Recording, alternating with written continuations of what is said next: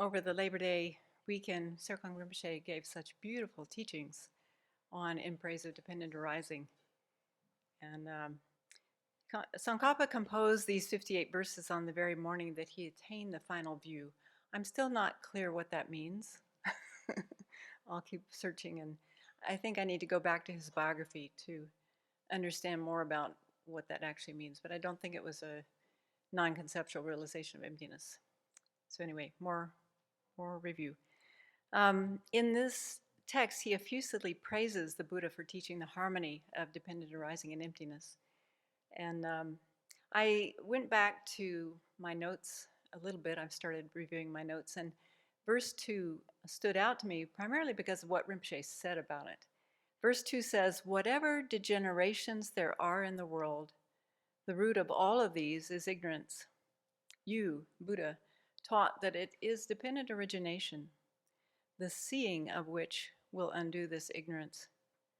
So it's quite apparent that we live in degenerate times. They've been saying we live in degenerate times since the time of the Buddha, but it seems like it's growing exponentially. Wrong views are increasing, afflictions seem to be increasing. Its period is full of strife and calamities and all the rest. But Rinpoche alluded to the different kinds of dukkha that we come in contact with in our samsaric life. So he talked about manifest suffering, which we all know through our direct experience, physical and mental suffering. Also, he touched briefly on the dukkha of change. How we do get some happiness here and there, but it changes. It's impermanent. It's constantly changing. Doesn't last, and it reveals its nature of unsatisfactoriness. And then really highlighting, I think, the pervasive suffering of conditionality, the fact that our aggregates are under the control of something other than the I, the self, that we think is in charge. So all of this suffering, he says, can be traced back to ignorance, the root of cyclic existence. And so Rinpoche asked, how are we going to relate to all this suffering or this dukkha? How are we going to relate to it? I thought that was an interesting question. How are we going to relate to the cause of dukkha, the afflictions? So he talked about how anger is obvious, but he said, are you willing to see attachment as a problem? That stopped me in my tracks, because it's just so true. If we really stop and examine, we find that attachment really is what's in control most of the day, and controlling all the little decisions that we make. So he said, do we even see attachment as a problem, as something that destroys our happiness?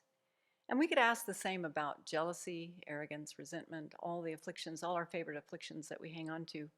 And so he advised us to see this as important and to really feel. He used that word, to really feel this connection.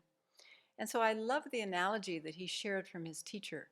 The fact that and all of you have heard that analogy, but I would like everyone in the world to hear this analogy because I think it's so provocative. At least for me, it just kind of hit me like a ton of bricks. That it's like we're in a 5-story building, and maybe we're on the 2nd story. He didn't say that, but I would add that part. Maybe we're on the 2nd story, and a fire breaks out in the bottom story of the building. And so what do we do? This is like samsara. Yes, we say, oh yes, I know. And I would immediately go for the exit. Really? Is that your life experience? Is that what you're doing moment to moment, day to day? I'm not. And so I found this analogy very provocative, and I want to think about it more and more. So he shared that we can go up to the 5th floor and wait around and relax while we're waiting for the fire to catch up with us, or we can look for an emergency exit. How do we do that? So it's interesting to really check up, to honestly check up, and to see how much of our life is taken up by the fantasy that there's something interesting on the 3rd floor. There's something really interesting happening on the 4th floor or up on the 5th floor. Whatever that happiness might be for us. For some people, it might be a fulfilling relationship or a new house or a new car, a new bike, fame, reputation, whatever it might be for us. How serious are we in identifying, oh, look how I'm looking outside of myself for happiness? And so the example the Buddha gave of samsara is our 5 contaminated aggregates. nothing outside, nothing external. So we know where to look. It's just a matter of doing it, spending the time. So I have to ask, how serious am I about getting rid of these aggregates? Do I wake up in the morning and think, I've got to get rid of these aggregates? That's not what I think. And when I look in the mirror, I don't say, oh, there's the 5 contaminated aggregates that are appropriated by karma. I got to get rid of these. It's not what immediately comes to my mind. So there's work to be done here. Instead of saying, oh, there's those 5 contaminated aggregates, I say, there's me. There I am in the mirror, or a reflection anyway. And this is the crux of the problem. There's so little continuity of awareness that I'm a constantly changing body and mind in every moment, constantly changing. There's nothing solid, nothing fixed, nothing permanent, nothing inherent there. So since the retreat and the teachings, I have been returning to the 4 establishments of mindfulness. I think these are one of the most easily accessible ways to meditate on these 5 aggregates, to really see their impermanent, constantly changing nature, to see their unsatisfactory nature, really highlighting how each one of them brings us dukkha. And slowly, slowly, that can open the door to understanding how they lack inherent existence. So I'm looking forward to getting into the 37 factors of awakening and going back into the 4 establishments of mindfulness. And maybe this winter spending some time on that. We'll see if there's time.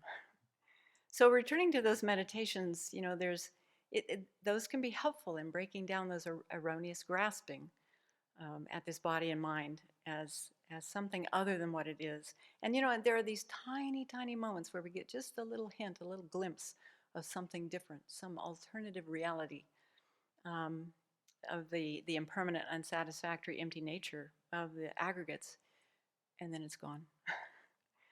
So instead, I'm still a slave to my aggregates. Every moment I have a ring in my nose, and they pull me this way, and then they pull me that way. So it's a full-time job just keeping this body comfortable. That's what I end up doing. It's difficult for my mind to hold that as a person, I am merely imputed on these 5 aggregates. That is so potent, and yet takes so much repetition to begin to even make a dent in the solid veneer of grasping an inherent existence. So I found Rinpoche's analogy of the building very stimulating as an urgent reminder to dive more deeply into these teachings on samsara, as well as the dependent, arising dependent nature of all existence and phenomena. So this analogy was taught in the 2nd teaching from the weekend. If people want to take a look at it, it's worth a good review.